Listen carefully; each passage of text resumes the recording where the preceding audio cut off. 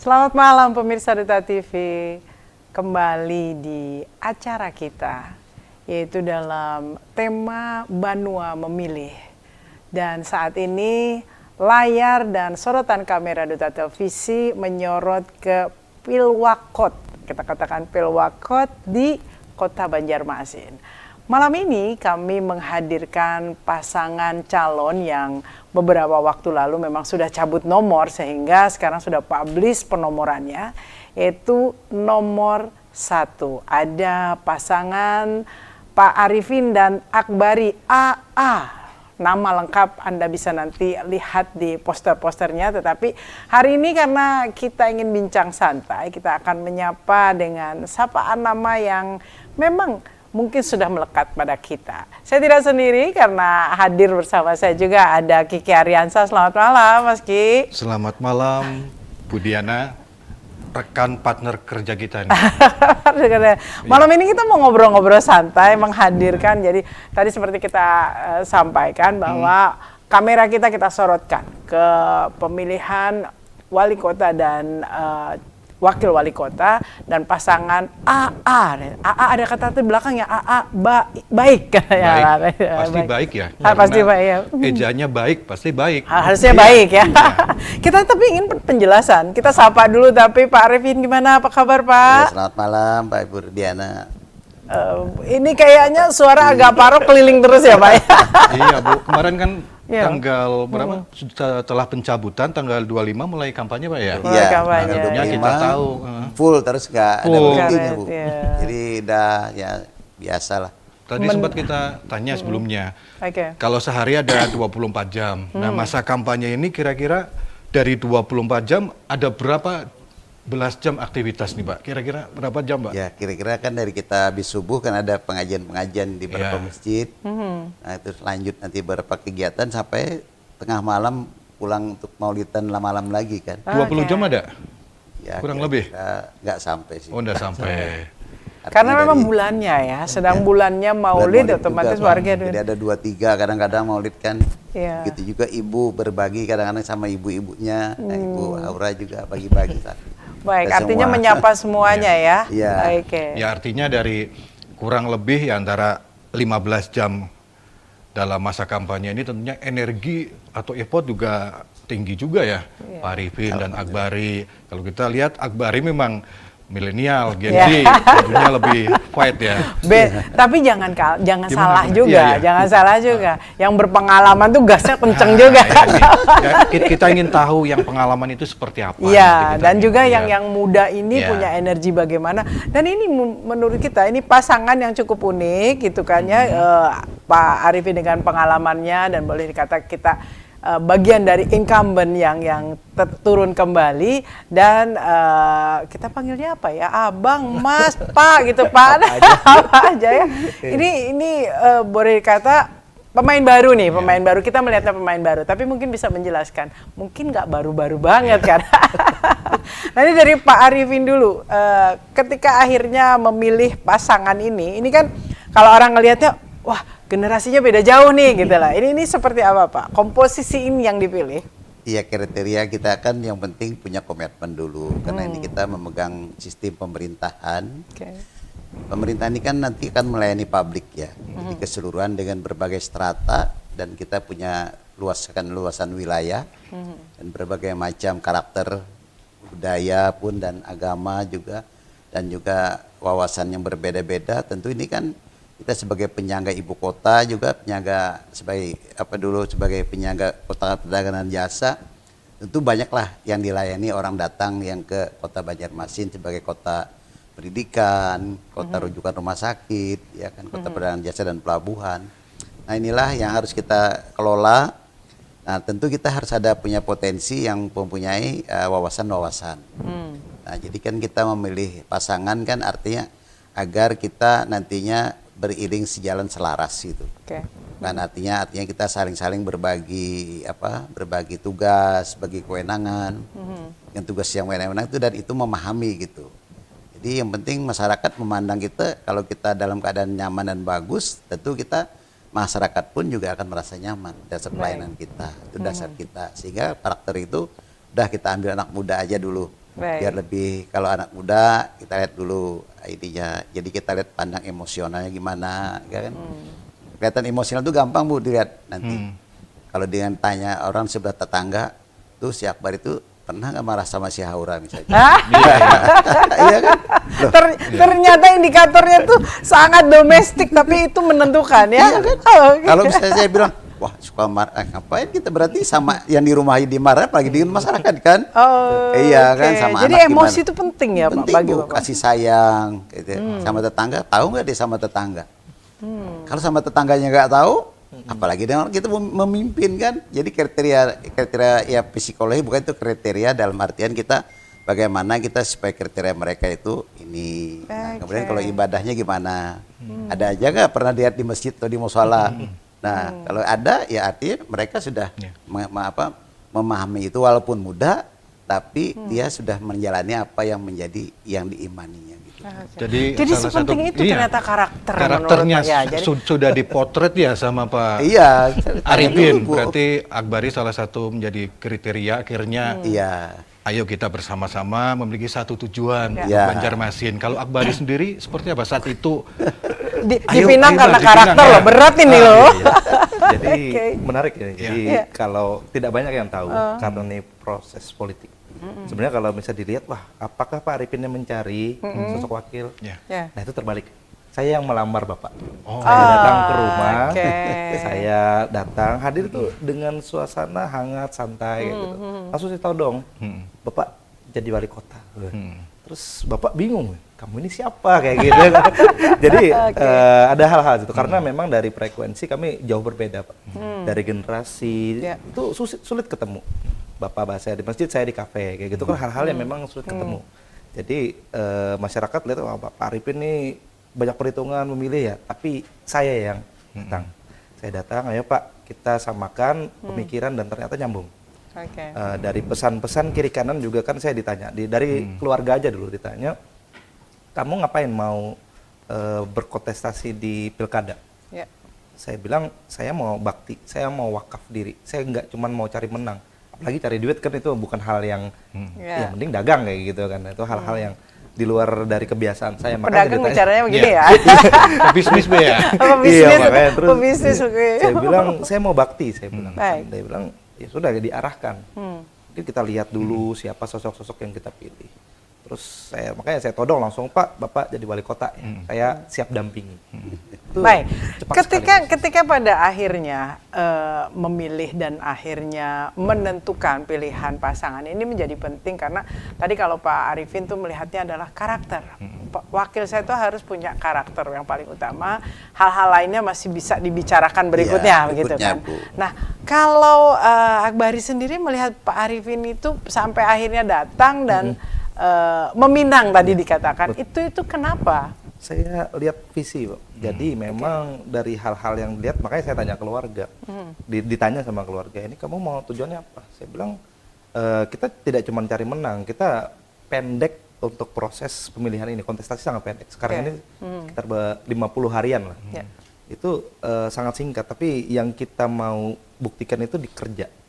Hal-hal konkret yang sudah dibawa, kita rasakan, kita lihat performanya Pak Arifin ya. Saya punya intelnya juga kayak gitu. Bapak kan intelnya ke tetangga, mungkin ke kerabat. Saya lihat intel performanya Bapak seperti apa. Capaian-capaiannya, prestasinya, semua prosesnya kita lihat. Oh iya, ini hal yang bukan cuman jualan saja. Kalau anak-anak sekarang ini kan bilangnya gimmick. Wah, gimmick-gimmick. Bapak tidak punya gimmick. Bapak tidak punya bahasa marketing ya, kenapa harus saya? Tidak. Kita lihat track record beliau, kita lihat bagaimana beliau membina kota ini, kita lihat bagaimana kerjanya lah. Karena kan tidak cuma proses pemenangan saja yang harus kita perhatikan, tapi hal konkret itu bagaimana satu periode ini harus diwujudkan dengan penuh tanggung jawab, penuh bahasa sopir yang sudah berpengalaman. Sopir yang sudah berpengalaman. Ini menjadi menarik ketika kita bicara berpengalaman. Pak Arifin adalah bagian dari incumbent, ya. Bagian dari incumbent itu ada dua sebetulnya, Mas Kiki. Jadi satu sisi bisa jadi privilege karena kan akses. Mungkin orang akan melihat, wah ini sudah aksesnya enak karena dia adalah sudah jadi pejabat, begitu kan. Tapi sisi lain itu juga jadi sasaran tembak biasanya pasangan incumbent. Nah, bisa ditujukan ke Pak Arifin, tapi kan ketika nanti maju ini masa-masa kampanye ini harus kompak berdua untuk menangani berbagai isu ataupun juga mungkin juga tembakan-tembakan tadi. Pak Arifin sendiri seperti apa? Ya, yang penting kita kan kalau kita memahami lah bahwa karakter manusia itu harus berbeda. Artinya antara like and dislike itu wajar adanya. Nah, kemudian ada beberapa yang saatnya selama kami dengan Pak Ibnu Sina melaksanakan kebijakan di Kota Banjarmasin itu ada yang suka, ada yang tidak suka. Itu kan pasti ada. Okay. Artinya tidak mungkin lah orang suka semua kan. Nah, jadi kan intinya itu kalau kita misalnya dalam hal menangani segini, kita tidak perlu panik gitu. Yang penting kita bahwa itu adalah sesuatu yang sangat wajar. Okay. Nah, jadi sih intinya itu anggaplah itu merupakan bagian masukan buat kita. Kalau benar kita koreksi diri kita. Kalau tidak benar kita merasa juga harus berarti bagian ya harus kita sasarkan, bukan kita harus ini nanti supaya bagaimana kedepannya pembinaan-pembinaan kita agar masyarakat tuh bisa menghargai yang baik dan bisa memberikan yang terbaik. Jadi artinya edukasi nanti kan ibaratnya ini edukasi dari bayi, misalnya dari bayi sampai pendidikan sekolah menengah bahwa membuang sampah itu tidak baik. Artinya perilaku nih. Bukan tidak baiknya artinya dengan takut dilihat guru, takut lihat oleh polisi atau Satpol PP. Tapi kalau berbuat tidak baik itu takut sama yang di atas. Nah, itu nanti edukasinya kan. Agar jadi kita ini kan jadi habitnya ya, Pak ya. Jadi kan kita akhirnya ini perlu pembinaan masalah dari melalui edukasi melalui berbagai disiplin ilmu nantinya kan, agar mereka itulah merupakan strategi kita dalam membina yang kita pimpin gitu. Intinya bukan kita bagaimana, artinya yang kita pimpin ini dengan berbagai karakter, berbagai suku bangsa, berbagai agama, berbagai karakter, berbagai strata pendidikan. Sebenarnya dia anak muda ini ada by proses. Dia tidak langsung dia memahami bahwa ini benar tidak. Artinya ada nilai dulu. Ini proses pemberontakan, ini proses penyederhanaan, ini proses keinsapan, nanti akan berjalan dengan baik. Seperti kita juga dari awal, kita tidak mengerti sih masalah politik. Tapi lama-lama, politik begini. Nah, jadi intinya bagaimana kita mendata seluruh komponen masyarakat itu, dia dari bidang apapun, itulah merupakan bagian. Makanya nanti kita punya dinas-dinas yang banyak. Ini masuk dinas ini bagiannya, ini masuk ini dinas bagiannya kan. Nah, itulah nanti akan membina masyarakat kita, agar kita menuju yang namanya tadi kita menilai baik. Baik, gimana jadi baik? Nah, ini dari tadi kan bicara baik. Iya. Nah, jadi bisa dijelaskan baik itu seperti apa sih, Mbak? Oke, kayaknya ditahan dulu. Oh gitu ya? Baiknya seperti apa, tapi tadi menarik nih bahwa Pak Arifin mengatakan lebih ke solutif. Jadi kan ada kritikan, jangan panik, jangan merasa terintimidasi, tapi itu menjadi bagian dari catatan. Karena menarik sekali, karena kolaborasi pengalaman dan milenial. Kita juga ingin tahu nih, ketika namanya kita nih generasi yang seusia saya aja suka main di sosial media itu kan serangannya luar biasa. Masih Gen Z kan? Masih Gen Z. Iya. Nah ini Pak Arifin tadi sekalem itu, kalau anak muda sekarang seselai itu menanggapi banyak hal. Tetapi kita ingin tahu juga bagaimana porsi berbaginya dalam menanggapi banyak hal, kritik dan lain sebagainya. Termasuk tadi menjelaskan baik. Kita akan kembali masih ngobrol-ngobrol sorotan kita ke Pilwakot Kota Banjarmasin. Kita kembali sesaat lagi.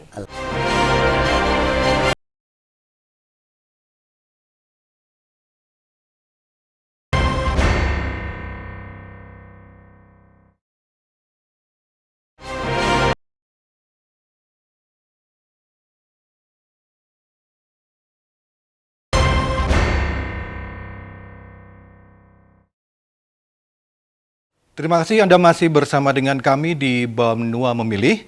Masih bersama dengan Budiana dan tamu kita.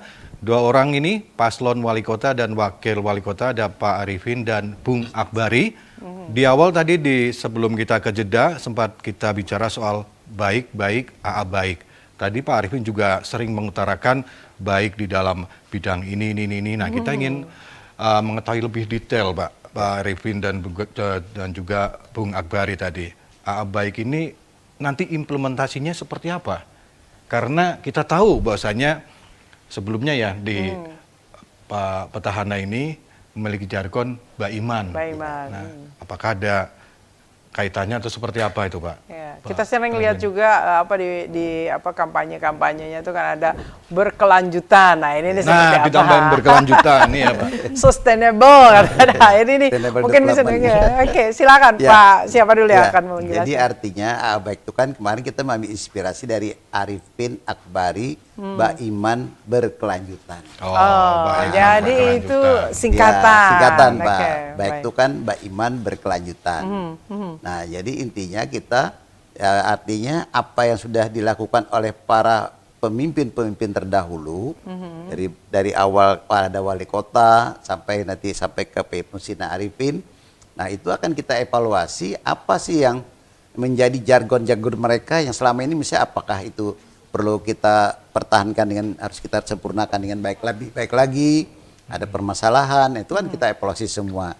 Seperti kemarin kita dengan Pak Ibnu Sina kan jargon kita pengen Mbak Iman melanjutkan Menara Siring, nah diperbaiki kawasan-kawasan itu, walaupun sampai sekarang masih ada beberapa usulan, artinya harus disempurnakan Pak Arifin, nanti ini masalah kita supaya jadi arena olahraga, keliling sebagainya itulah untuk menjadi evaluasi kita. Nah, jadi intinya kita pertama adalah kita ingin tidak ada pun apa yang sudah dilakukan pembangunan oleh pemimpin kita dulu akan dilangsungkan kalau memang itu kadang-kadang apakah terhenti, apakah memang ada permasalahan, itu akan kita evaluasi semua. Nah, itulah jadi tujuannya baik tadi. Nah, kemudian kita juga sebagai berikutnya visi kita akan menambah program-program kegiatan kita di berbagai seluruh bidang. Jadi misalnya kita harus melakukan namanya pariwisata kita, pendidikan kita, kesehatan kita, atau untuk juga kesempatan pekerja kita, artinya peluang-peluang untuk menciptakan lapangan kerja yang baik terhadap masyarakat kita di ini, dan juga memperbaiki infrastruktur yang tersistem dengan baik kan. Nah, terus keagamaan, sosial itu perlu artinya kita tingkatkan lagi dengan program-program baru kita. Termasuk tadi kita ingin bahwa AA baik itu betul-betul nanti akan menciptakan lapangan pekerjaan juga bagi mengevaluasi sehingga kita menemukan program-program yang baru untuk kedepannya untuk melakukan perbaikan kualitas ekonomi di seluruh masyarakat kita. Dengan jargon dapat ini kita bisa mendapatkan rumah tangga yang bahagia dan sejahtera. Oh, jadi goalsnya. base terkecil dari sebuah wilayah itu adalah keluarga, begitu ya? Keluarga kan. Ya. Nah, keluarga kita harapkan sesuai dengan cita-cita keluarga berencana, kita ingin mendapatkan keluarga bahagia dan sejahtera. Bahagia bagaimana rukun damai di rumah tangga, sehingga dapat artinya anak kita pun bisa berkualitas, menjadikan kelas berkelas, ya artinya anak-anak kita nanti bagaimana dia, kalau selama ini tidak ada tempat bermain, bagaimana nanti kita dengan memberikan kewenangan kepada kelurahan. Kami kan ingin memberikan kewenangan kelurahan. Betul, itu ada menarik ya, tersebar bahwa satu kelurahan akan diberikan minimal 1 miliar. Itu seperti apa, Pak? Ya, waktu itu kan kita sudah seluruh lurah dan camat, waktu kami masih diperintahkan Pak Wali Kota mendampingi, kita ada beberapa seperti Malang dan Batu dan Jogja juga Jakarta, itu kan minimal satu lurah tuh antara 3 sampai 5 miliar kemarin di Malang itu. Diberikan operasional namanya di dalam sistem itu namanya kuasa pengguna anggaran, KPA. Kuasa penggunaannya kan nanti camat. Nah, ini kan artinya kita hal-hal infrastruktur maupun tidak non fisik itu ada di kelurahan. Right. Sifatnya adalah pelayanan-pelayanan yang tercepat. Seperti misalnya urusan Dukcapil, urusan kesehatan, urusan sosial, urusan infrastruktur tadi, misalnya ada titian yang rusak, langsung lurah ngerjain. Ada banjir, ini ada diselesaikan. Jadi memotong birokrasi juga ya, jadi lebih jadi cepat. kalau PUPR-nya nanti kan hal yang besar, Bu. Yang Okay. big, yang memang sudah terukur, apakah sungai besar, jembatan, jalan, yang teknologi, Bu. Tapi kalau hanya sederhana, pekerjaannya selesaikan langsung di hanya situ. bisa dengan bata press, bisa, atau dicor biasa, ya cukuplah kita tapi kita nanti kerjasama juga dengan beberapa perguruan tinggi untuk tenaga kerja di kelurahan itu namanya Merdeka Belajar. Jadi artinya mereka merdeka belajar agar fakultas dari teknik sipilnya ada di lurah ini, diperlukan ada hukum, ekonomi. Nah, mereka di sana akan jadi jembatan untuk belajar. Juga penataan kawasan perdagangan kita seperti kaki lima agar mereka juga diberikan yang layak. artinya dikasih lah jangan sampai kehujanan, kepanasan. Nah, walaupun Artinya akan ada penataan dari ya, yang ada ini. jadi di lurah cukup penataannya nanti. Oke. Ada pembiayaan kan yang di luar pasar, Bu. Mungkin dalam pasar tetap sistem perdagangan. Baik. Jadi bagaimana mereka artinya punya kepastian hukum. Artinya mereka jangan kehujanan, jangan kepanasan. Juga nanti kalau salah tempat mereka juga berusaha dengan Satpol PP atau lalu lintas. Nah, jadi mereka ditata lah agar mereka tidak menjadi korban. Untuk mereka tuh ada artinya punya kepastian hukum untuk menghidupkan keluarga mereka. Baik. Secara anggaran memungkinkan ya apa yang direncanakan oleh pasangan ini? Insya Allah waktu kita waktu kita tadi banding ke Malang, Batu, ya mereka tiba di bawah kita, tapi kita bisa. Seharusnya bisa begitu ya. Ya anggap katalah kita rata-rata 3 miliar kali 50 150 miliar. Kita sudah punya 2,8. Oke. Sangat memungkinkan ya Sangat untuk memungkinkan. terrealisasi ya. Insya Allah. Insya Allah. Baik, Pak Arifin bisa bicara dengan data, bisa bicara dengan berbagai hal pengalaman. Ini ngejernya gimana nih Pak Wakil ini ya? Pak ngejernya untuk mempelajari berbagai visi misi yang memang sudah disampaikan dan untuk boleh dikata jadi tidak hanya jadi pelengkap. Betul. Jadi sebelum saya ini dititipkan lah sama anak-anak muda ini kan ditanya, kok mau sama incumbent? Neruskan aja. Kita ini punya visi, kita punya inovasi, kreativitas dan lain-lain lah. Panjang. Saya bilang, apakah teman-teman sudah merasa nyaman? Ternyata kan dari kita berbicara masalah data tadi. Kita survei bagaimana indeks kepuasan terhadap pemerintah saat ini. Kita lihat apa yang sudah dikerjakan, apa yang sudah direncanakan, visi ke depan. Saya bilang, ini akan menjadi satu kombinasi yang baik. Jadi satu, ini kestabilan yang diteruskan. Yang kedua itu ada keberlanjutan yang kita pahami, sustainable development. Yang saya pribadi percaya, kota ini sudah 498 tahun. Dan itu akan terus. Mungkin sampai anak saya nanti, sampai cucu saya, itu nanti akan dilanjutkan, akan berkelanjutan, akan sustainable. Kita bagaimana kita melihat tidak hanya kita kerjakan 5 tahun ini atau kita berbicara yang ke belakang, tapi di sini kita lihat wah kota ini butuh treatment khusus, kota ini perlu hal-hal yang inovatif. Dari kekuatan inilah yang menjadikan bagaimana sih kita melanjutkannya, tidak dengan gaya-gaya kemarin, apa yang sudah baik kita lanjutkan, apa yang rusak kita perbaiki, apa yang kurang kita tambahkan, selanjutnya seterusnya. Jadi tidak hanya hal-hal wah ini sama-sama aja yang kemarin, tidak. Dan itulah fungsi saya di sini. Ayo Pak, kita sama-sama diskusikan bagaimana pengalaman Bapak dan bagaimana pemikiran kita yang muda ini dalam memberikan input untuk keberlanjutan, untuk keberlangsungan hingga generasi ke depan. Menarik untuk digarisbawahi. Tadi dikatakan anak muda itu kan ingin sesuatu yang baru, sesuatu yang lebih fenomenal. Tadi secara base Pak Arifin bicaranya adalah base pembangunan. Sustainable juga diperlukan karena kalau ganti pemimpin, ganti lagi segala macam itu kan pasti juga akan ya begitu. Pak Arifin tadi menyampaikan seperti itu. Kenapa jadi berkelanjutan? Tetapi anak muda nanti gitu-gitu aja. Nah, kira-kira dari tadi apa yang disampaikan oleh Pak Arifin, inovasi baru yang disuntikan oleh gen muda ini nih apa di pasangan ini? Saya dulu. Ya. Jadi kita di sini memandang, Bu, jadi bukan hanya perihal yang udah aman-aman aja, trotoar udah bagus aja, perumahan udah tertata, tapi kita hal ini adalah hal yang memang kita pikirkan, kita mau apa sih, visinya seperti apa. Jadi kita menggodok visi dan misi itu memang yang kalau bisa itu kita bacanya future proof. Jadi memang 5 tahun, 10 tahun ke depan itu masih memang diperlukan, dibutuhkan, termasuk kita mempelajari perihal wilayah ya Pak. Bagaimana kepadatannya, bagaimana di sini pain point yang kita cari. Jadi wah di sini udah nggak bisa menampung nih, atau misalnya di sini tidak sanggup menyangga, kita pikirkan hal-hal baru. Jadi yang seperti mungkin perencanaan ini yang kita sudah konsultasikan, yang kita ambil datanya, bagaimana kemungkinan ke depan. Jadi seperti penataan itu Bapak lebih mengerti kayak gitu. Wah, ayo Pak, ini inovasinya ada. Pak, ini teknologi udah maju. Pak, ini hal-hal yang memang baru ini kita sisipkan terus. Di luar negeri udah bisa kok, kita bisa juga. Kita belajar lagi, kita lihat bukan hal-hal yang kan banyak pikir udah nyaman aja udah, kenapa enggak. Seperti hal-hal yang bersifat inovasi tadi, inovatif seperti yang solusi mungkin hal-hal yang bagaimana ini penanganan sampah, bagaimana kita menciptakan green development tadi, bagaimana kita memikirkan hal-hal yang berkaitan dengan problem yang kita hadapi sekarang, seperti banjir dan hal-hal yang memang kita butuhkan inovasi dan pemikiran masa depan. Baik.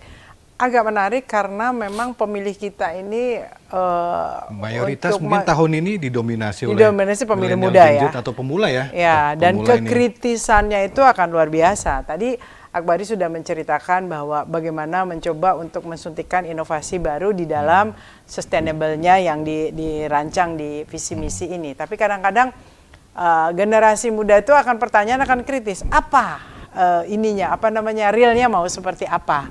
Hal apa yang kebaruan apa yang ditawarkan? Tapi kita tahan dulu Mas Ki. Oke. Kita masih akan obrolkan sorotan kamera Duta Televisi dalam Banua Memilih yang kita sedang menyorot ke salah satu kandidat, yaitu di pasangan wali kota dan calon wali kota dan wakil wali kota Kota Banjarmasin. Kita kembali sesaat lagi.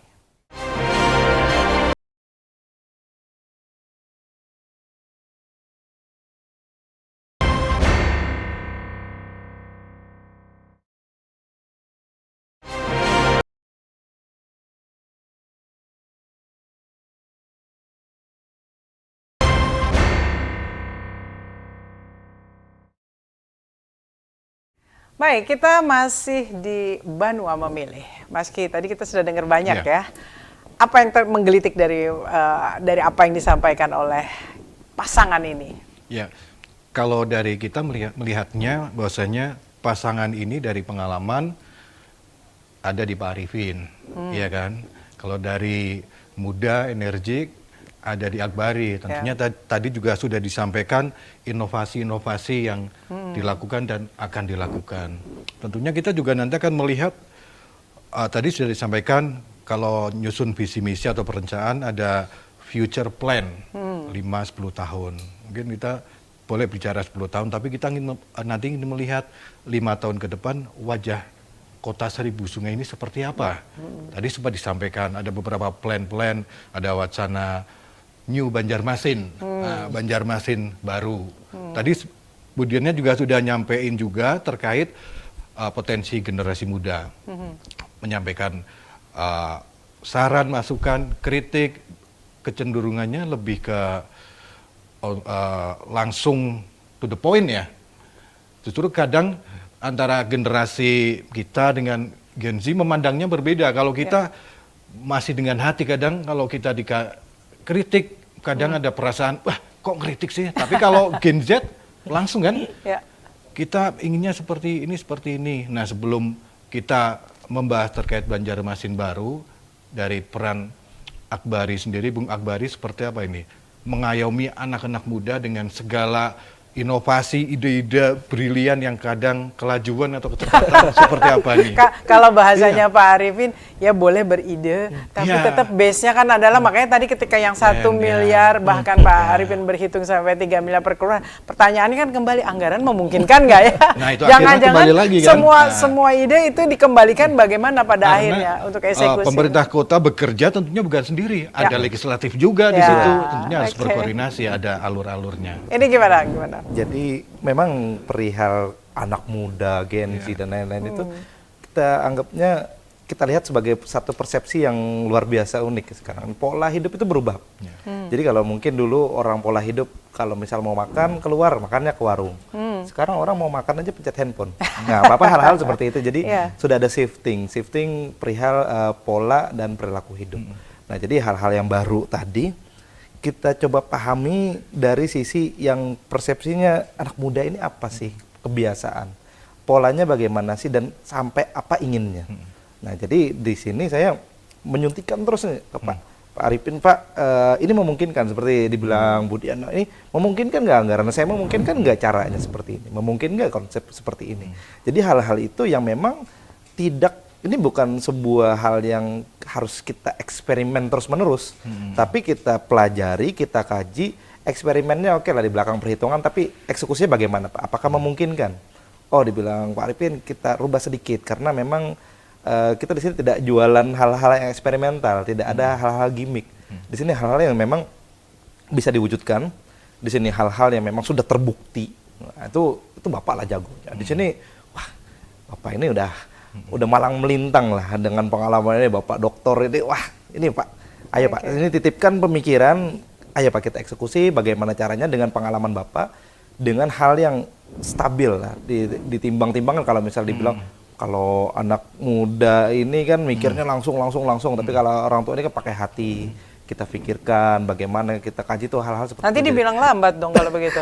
Wah, enggak dong, di sini kan ada dua mesin yang berbeda nih. Satu pengalaman, satu inovatif. Baik. Satu kreatif, satu menawarkan kestabilan. Nah, jadi itu yang kita sisipkan, termasuk yang hal yang kita sharing tadi, yang kita singgung dari awal itu Banjarmasin baru ini seperti apa. Jadi hal-hal ini memungkinkan tidak, Pak? Jadi itu diskusi terus, Pak.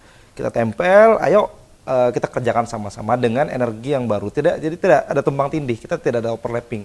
Kita Pak Arifin dengan profil dan karakter beliau, pemikiran beliau, ada puzzle yang kosong saya isi. Begitu pula saya masih banyak yang kosong diisi sama Pak Arifin. Jadi kita sama satu kesatuan dengan hal-hal yang menjadi satu konkret, bukan hal yang gimmick dan jualan belaka kayak gitu. Ya, ini menarik tadi Banjarmasin baru. Ini ada menarik Mas Kiki, nanti sebelum kita bedah Banjarmasin baru. Ternyata di dalam breakdown, saya mencoba membaca breakdown dari visi misi, selain tadi ada 5 ya visi misi, di sini ada menarik, ada 5 misi baik, 6 jalan baik, 7 ikhtiar baik. Nah, ini. Jadi mungkin pertanyaan tadi Mas Kiki soal Banjarmasin baru pasti ada di sini. 5 misi baik, 6 jalan baik, 7 ikhtiar baik. Itu seperti apa? Nanti mungkin saling melengkapi. Pak Arifin dulu bagaimana?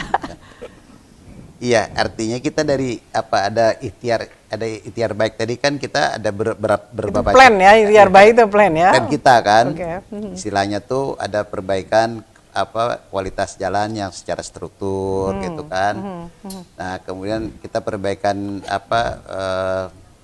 kesejahteraan, artinya guru-guru, nah guru ustazah, ya kan, untuk kita perbaiki gitu kan, pembangunan kita bangun juga ada Islamic Center, nah untuk kegiatan keagamaan kita agar terfokus gitu, pembahasan nanti kan untuk menciptakan kita tuh istilahnya bahasa kita tuh agar kita menjadi orang tadi menuju rumah tangga bahagia sejahtera tadi kan di sana ini. Oh, yang base kecilnya ada di situ. Base kecilnya di sana kan. Nah, jadi ibaratnya itu perbaikan, peningkatan kewenangan penuh kepada lurah dan camat nanti kan dengan seluruh aparaturnya, masuk kita pembinaan terhadap para RT agar mereka juga terlibat di sana, terus diberikan, sekarang ini kan ada nilai juga tapi kita mungkin kita tingkatkan lah gitu nilainya. Jadi nah itu salah satu untuk kita meningkatkan yang 7 ikhtiar kita tadi. 7 ikhtiar kita kan. Saya sambil membaca, Pak.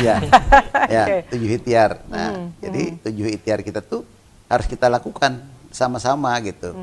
Jadi kita 7 ikhtiar itu yang artinya tuh ikhtiar kita mudah-mudahan itu jadi kesatuan. Nah, kalau yang termasuk tadi yang 5 tadi misinya itu. Misi-misinya. Misi tadi kan salah satu kita untuk mengembangkan Banjarmasin baru. Ya kan? Nah, bagaimana kita mengangkat Banjarmasin baru itu adalah tujuan awal kita agar kita mengurangi arus lalu lintas kemacetan di wilayah kita sini. Sebentar, Banjarmasin baru itu nama atau seperti apa, Pak? Bukan, artinya itu wilayah, Pak. Artinya wilayah. Kan masyarakat juga. Mungkin bocorkan sedikit. Banjarmasin baru wilayah kan. Wilayah itu dari kita dari tadi kemarin itu dari Jalan Pramuka kita menuju ke Sungai Gampa tadi. Nah, di sana kita bikin jalan dan jembatan sehingga di sana termasuk tanah-tanah kosong. Nah, itulah nanti mungkin jadi pembangunan, ada perumahan, nah, ada pasar, ada ini segala macam, ada mungkin ada tempat olahraga. Karena kan berbasis sungai besar, Pak. View-viewnya di sana. Nah, itulah yang kita inginkan bahwa terjadilah nanti kawasan-kawasan baru di sananya. Baik. Berarti salah satunya menciptakan daerah-daerah baru, melihat dari potret-potret yang dimiliki oleh Kota Banjarmasin, tentunya dengan kepadatan terus meluas. Iya, karena kita dari kerapatan penduduk kita kan masih ada cepis ya di sana, Pak. Jadi di sana dulu yang kita lakukan tadi agar mereka di sana ada bisa di sana akan bisa jadikan kawasan permukiman juga. Nah, ada kawasan karena kalau yang ada ini sudah padat ya, Pak, ada ya. semua. Kira ada daerah timur sini yang perlu kita lakukan. Nanti kan tembus ke daerah Batola. Nah, intinya dengan Sungai Gamba itu kan masuk ke Batola, mau ke Kalteng atau mau kemana. Salah satu itu. Jadi intinya tadi bahwa kita bagaimana menciptakan visi misi kita tadi, ada yang artinya keinginan kita ini nanti juga tetaplah ada peningkatan PAD kita, tetap bagaimana pengelolaan PAD, nah, kelurahan tadi, terus tata kelola sampah tadi kita lakukan juga ke kewenangan lurah tadi, Bu. Karena kita di sana ada bank sampah dan juga di sana kita tadi 2030 sampah tidak boleh dibuang ke TPA. Nah, jadi kita harus mengelola bagaimana sampah-sampah kita di kelurahan kita kelola dengan bisa nilai jual. Sesuai kita kemarin ke Banyumas, nah kita bisa belajar di sana bagaimana tiada satupun sampah yang tidak bisa dijual. Akhirnya di produk-produk makan ikan, makan ternak, makanan jadi produktif ya. Produk terus bisa bikin bata press. Nah, ini mungkin kan salah satu yang perlu dan ini juga fakta harus mendapat perhatian serius ya, terkait sampah itu menjadi isu soalnya. Ya. Isu ya memang ini faktanya kan ini harus dilakukan upaya percepatan.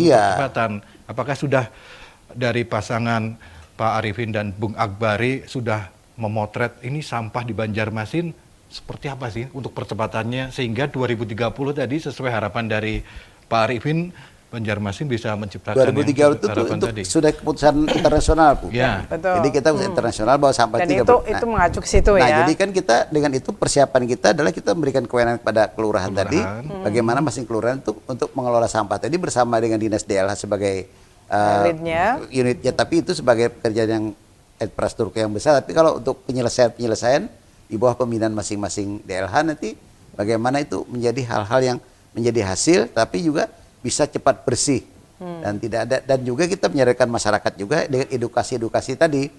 Kerjasama dengan sekolah, guru-guru, agar bagaimana masyarakat itu yakin bahwa nanti saya buang sampah itu malu karena sampah itu sebagian dari iman.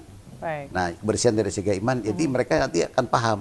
Sambil kita menyiapkan teknologi, transportasi, sistem, juga edukasi kepada perilaku. Nah, ini menarik keterlibatan Gen Z maupun milenial nih. Ya. Biasanya itu kan base-nya teknologi ya, Pak Rizky. Kalau tadi kan Pak Arifin itu mengatur bagaimana menjadi habit. Menjadi habit dari base keluarga terkecil untuk menjadi malu buang sampah dan lain sebagainya. Tetapi memang isu terbesar di kota kita tercinta ini itu sampah menjadi isu terbesar ya, karena masih belum aku itu menjadi kekritisan teman-teman di media juga. Ini memang harus ada sesuatu yang menjadi terobosan. Itu, kalau enggak gitu enggak akan bisa. Jadi kita harus greget lah.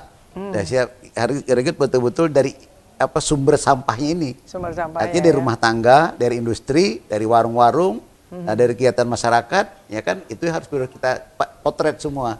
Yang mana yang banyak, yang mana sedang, yang mana sedikit. Nah, itu menjadi nanti kajian-kajian kita semua, dan nanti teknologinya kita belajar. Cara bikin ini sampahnya bagaimana, ini sampahnya nanti semua kita berikan. Karena menjadi menarik adalah yaitu menjadi kekritisan dari masyarakat juga ketika masih ada di pinggir jalan TPS dan TPA itu menjadi problem ya. Baik, Akbari ada yang ingin disampaikan terkait persampahan ini? Kita masih punya waktu 1 menit sebelum nanti kita jeda. Dari saya pandangan itu penting kayak gitu kan. Kalau orang sekarang bilang POV ya, point of view. Jadi bagaimana kita menanggapi sebuah masalah dari berbagai angle yang berbeda. Jadi kalau Bapak berbicara, anggap kita sudut pandang dari hilir. Bagaimana penanganan, bagaimana hal-hal yang bersifat juga prevention. Jadi nanti kita akan berbicara mungkin sudut pandang hulu. Bagaimana anak-anak di tingkat PAUD, sekolah dasar itu sudah memang diedukasi, dan memang sudah terbukti, Pak. Anak saya sekolah sudah bisa membedakan masalah ini sampah organik, ini anorganik, ini bentuk sampah, ini hal itu akan terus kita lanjutkan. Baik. Kita bedah lagi nanti. Masih banyak hal yang harus kita. Tapi kalau ngobrol, apalagi di kafe sore-sore malam-malam begini nih, memang 1 jam itu menjadi tidak terasa ya. Tapi memang kita juga dibatasi waktu. Kita masih akan kembali.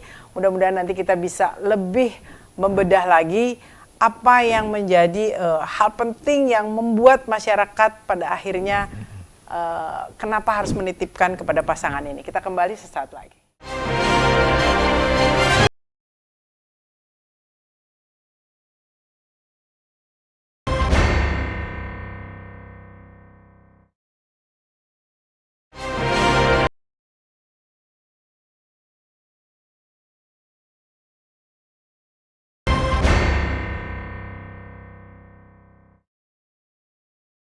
Banua memilih pemimpin masih bersama dengan pasangan Pak Arifin dan Bung Akbari dengan tagline-nya AA Baik.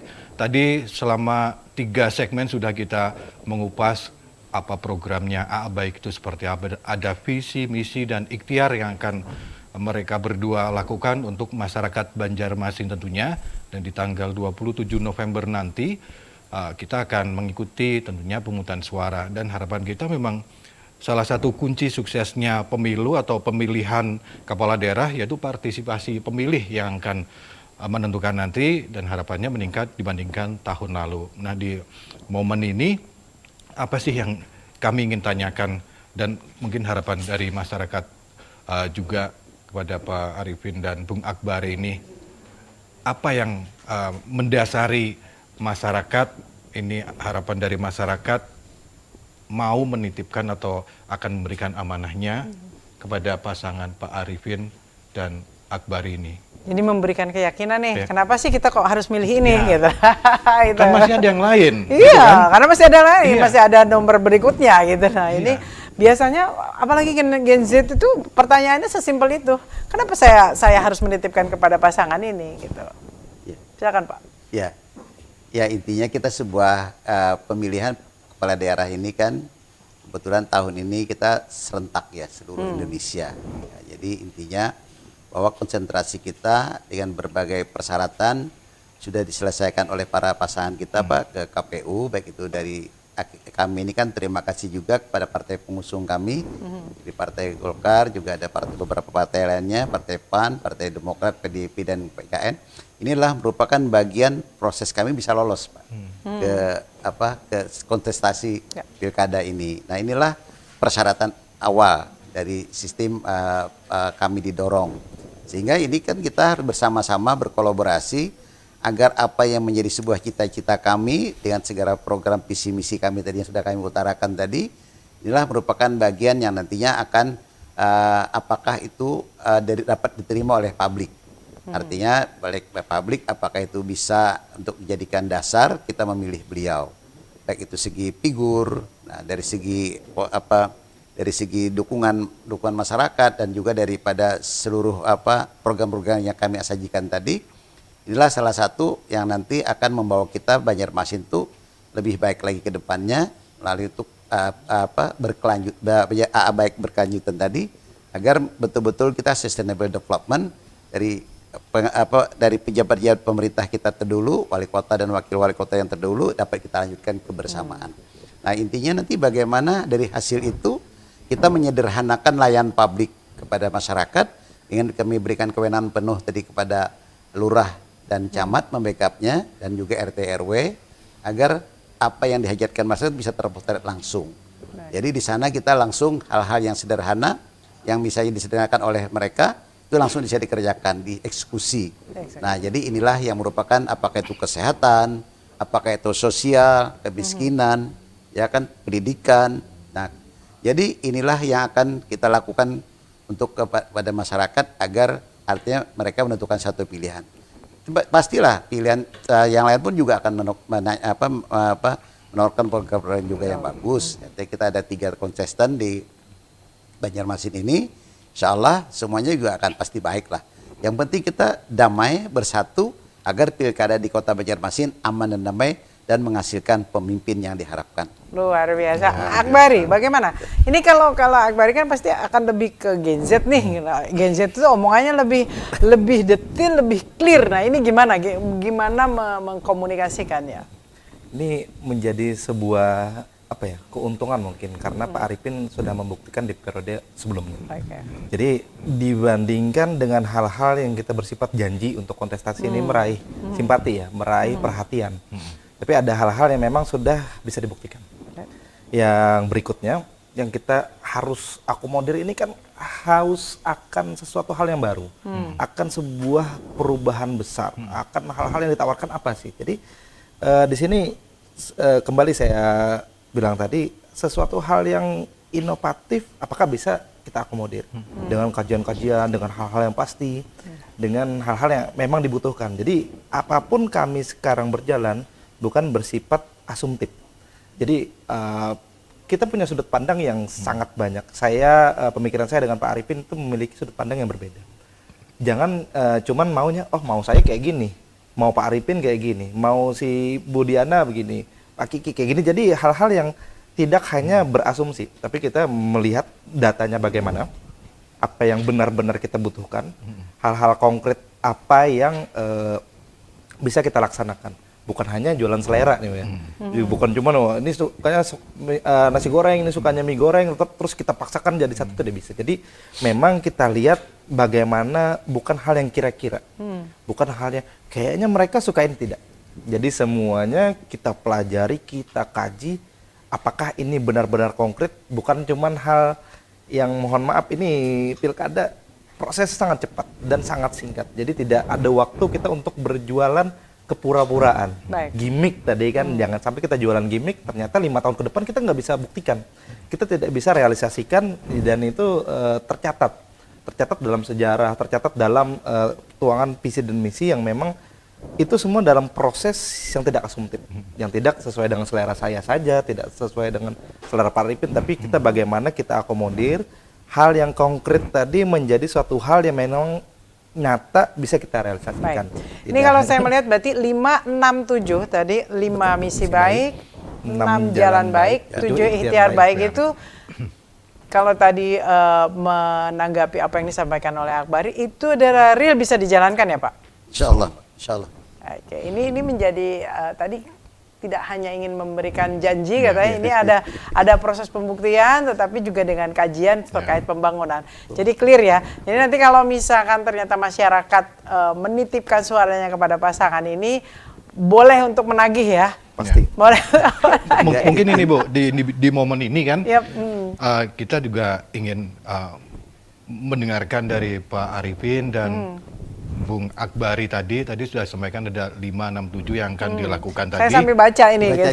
Dan mungkin kalau saya pribadi mungkin dari Pak Arifin dan Bung Akbari, nanti apa yang masyarakat bisa rasakan.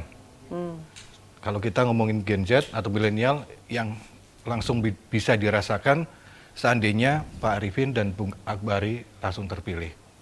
Apa yang bisa dirasakan, dinikmati oleh masyarakat atas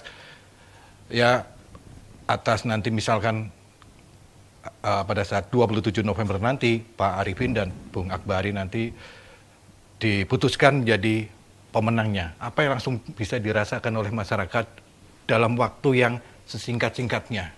Ya intinya ada dulu kan istilah 100 hari kerja politik kita kan. Nah, tapi kita harus memahami bahwa setiap anggaran yang kita pakai dan program yang kita pakai itu kan ada hal yang sifatnya diteruskan. Taruhlah kita misalnya pelantikan nanti di saat 2025. Misalnya 2025 kan sudah diputuskan waktu zaman kami dengan Pak Ibnu Sina di 2024. Jadi tidak bisa model bahwa harus rombak begitu saja ya. Tidak bisa, perlu waktu. Ada perlu waktu karena kita punya aturan. Aturan namanya nanti ada anggaran perubahan. Kalau itu memang harus ditampilkan yang punya kita. Nah, tapi kalau memang sekarang kan sudah proses proses di kementerian. Jadi 100 hari itu tidak memungkinkan. Ya artinya apa sih kecuali memakai dana pribadi. Bisa. Tapi kalau anggaran itu kan suatu yang tidak mungkin karena sudah ada program-program yang sudah disusun oleh periode pemimpin sebelumnya. Oh, itu mengapa jadi berkelanjutan itu di situ ya? Iya, berkelanjutan itu. Nah, jadi kita kan melanjutkan apa yang sudah kita lanjutkan dulu, Bu. Nah, nanti kalau ada hal-hal yang baru dari yang kita inginkan tadi, baru kita masuk ke dalam satu sistem. Baik.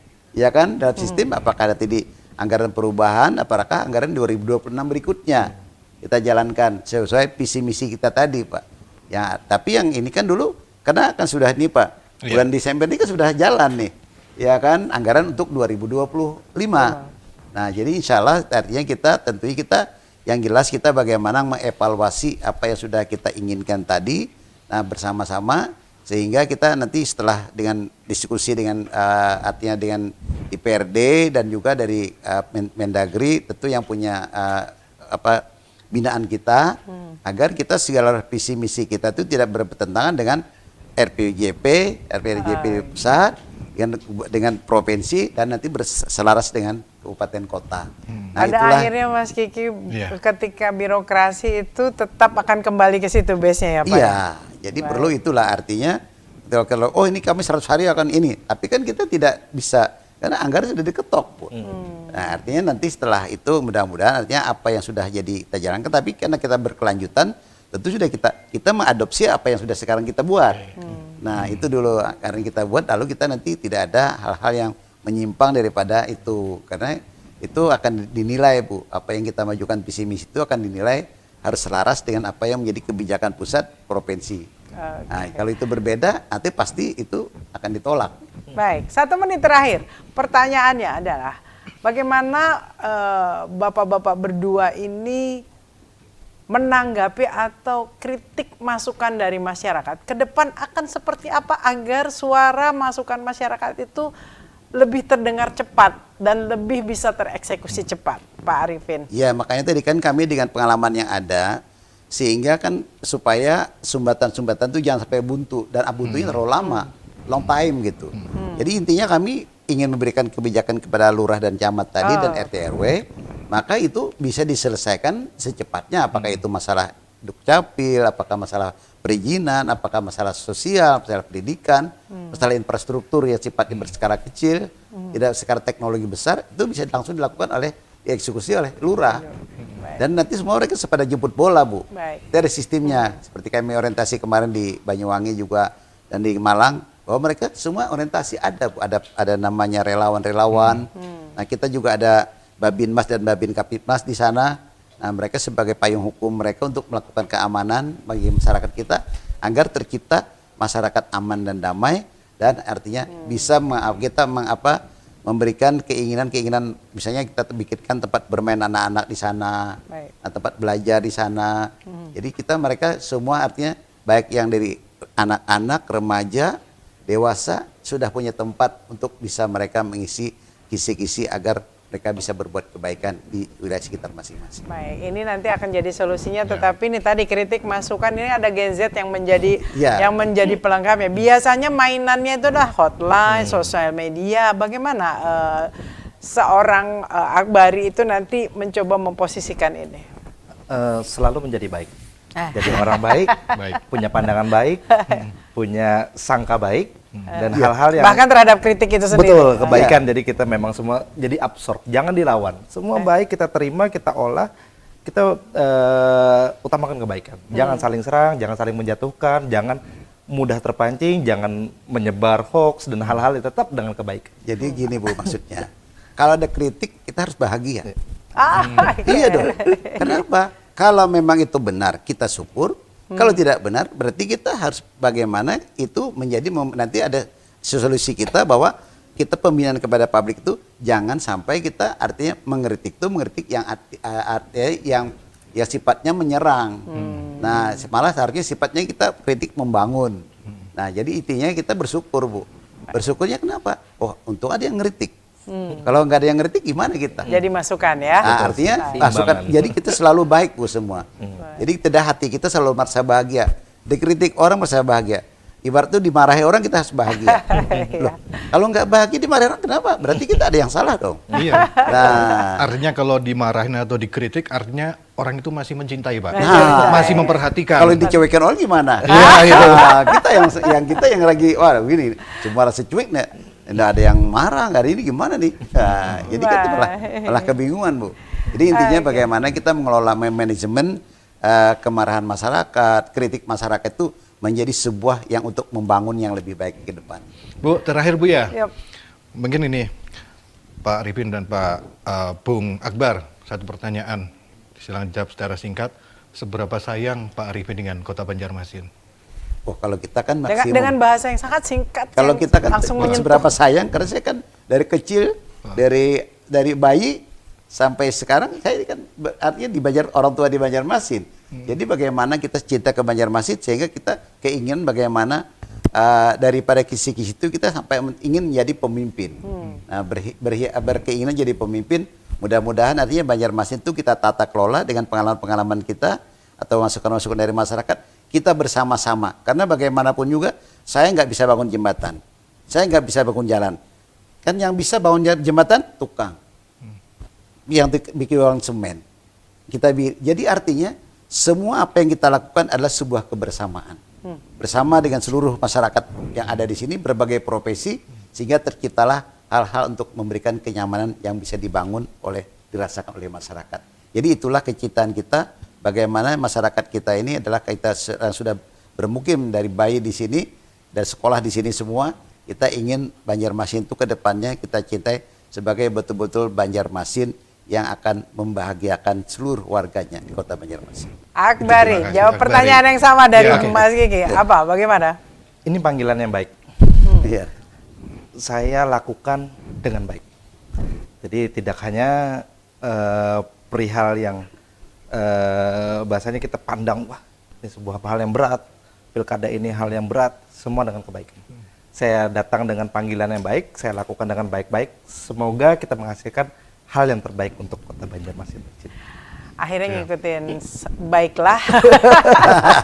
Selamat berjuang, karena ini memang mau tidak mau namanya konsentrasi itu harus berjuang. Tetapi tadi juga kita juga mengingatkan bahwa ketika semua yang berkonsentrasi ini mengatakan mencintai kota Banjarmasin, maka harapannya adalah tadi pemilu damai, pemilu gembira. Biarkan masyarakat menilai dan memilih, menitipkan suaranya kepada pasangan-pasangan yang menurut masyarakat adalah yang cocok di hatinya.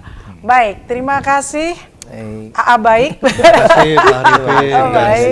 Selamat berjuang sekali lagi. Mudah-mudahan bisa mewujudkan apa yang sudah di list di dalam visi misi dan juga ikhtiarnya tadi ya. Tadi ikhtiarnya. Ikhtiarnya Bu. Yang penting kita artinya dengan masyarakat, kami tentu banyak kekurangan. Perlu dibantu untuk penyempurnaan apa yang kami lakukan. Ya, baik. Mas Kiki, gimana? Ada hal yang ingin disampaikan di akhir? Harapan kami tentunya kesuksesan suatu pilkada nanti salah satunya tadi disampaikan partisipasi pemilih. Harapan kita semoga masyarakat menyampaikan aspirasinya pada saatnya pemungutan suara nanti turut berkontribusi. Karena dengan berkontribusi artinya kita ikut turut membangun, itu aja. Karena banyak pilihan, silahkan dipilih sesuai dengan pilihannya masing-masing. Ya, gitu. Oke, baik. Terima kasih Bapak-bapak AA baik ini. AA baik ini.